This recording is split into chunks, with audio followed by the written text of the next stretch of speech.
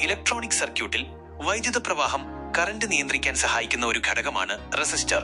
Ohm's നിയമം V=IR അനുസരിച്ച് ഒരു സർക്യൂട്ടിലെ വോൾട്ടേജിനും കറന്റിനുമിടയിൽ റെസിസ്റ്റൻസ് ഒരു ബന്ധം സ്ഥാപിക്കുന്നു.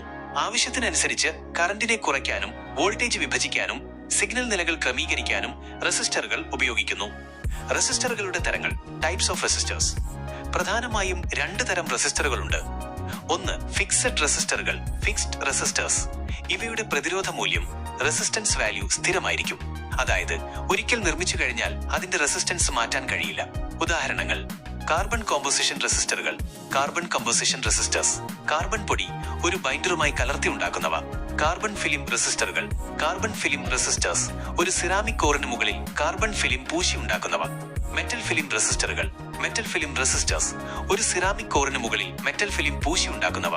ഇവ കാർബൺ ഫിലിം റെസിസ്റ്ററുകളെക്കാൾ കൂടുതൽ കൃത്യതയുള്ളവയാണ്.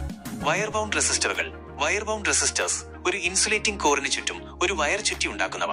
ഉയർന്ന പവർ ആപ്ലിക്കേഷനുകളിൽ ഇവ ഉപയോഗിക്കുന്നു. 2, വേരിയബിൾ റെസിസ്റ്ററുകൾ, വേരിയബിൾ റെസിസ്റ്റേഴ്സ്. ഇവയുടെ പ്രതിരോധ മൂല്യം മാറ്റാൻ സാധിക്കും. ഉദാഹരണങ്ങൾ: പൊട്ടൻഷ്യോമീറ്റർ. പൊട്ടൻഷ്യോമീറ്റർ വോൾട്ടേജ് വിഭജകമായി ഉപയോഗിക്കുന്നു. സാധാരണയായി വോളിയം കൺട്രോളുകളിലും ലൈറ്റ് ഡിമ്മറുകളിലും കാണാം. റിയോസ്റ്റാറ്റ്. റിയോസ്റ്റാറ്റ് പ്രധാനമായും ഒരു സർക്യൂട്ടിലെ കറന്റ് നിയന്ത്രിക്കാൻ ഉപയോഗിക്കുന്നു. തെർമിസ്റ്റർ. തെർമിസ്റ്റർ താപനിലയിലെ മാറ്റത്തിനനുസരിച്ച് റെസിസ്റ്റൻസ് മാറുന്നവ. Light dependent resistor, LDR light dependent resistor. പ്രകാശത്തിന്റെ തീവ്രതയ്ക്കനുസരിച്ച് റെസിസ്റ്റൻസ് മാറുന്നവ. റെസിസ്റ്ററുകളുടെ ഉപയോഗങ്ങൾ. Uses of resistors. കറന്റ് നിയന്ത്രിക്കാൻ, കറന്റ് ലിമിറ്റിംഗ്. ഒരു സർക്യൂട്ടിലൂടെ ഒഴുകുന്ന കറന്റിന്റെ അളവ് നിയന്ത്രിക്കാൻ. ഉദാഹരണത്തിന് LED-കൾക്ക് ആവശ്യമായ കറന്റ് മാത്രം നൽകാൻ.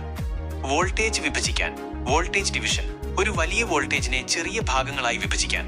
സിഗ്നൽ ലെവലുകൾ ക്രമീകരിക്കാൻ, signal level adjustment. Audio video സിഗ്നലുകളുടെ തീവ്രത നിയന്ത്രിക്കാൻ.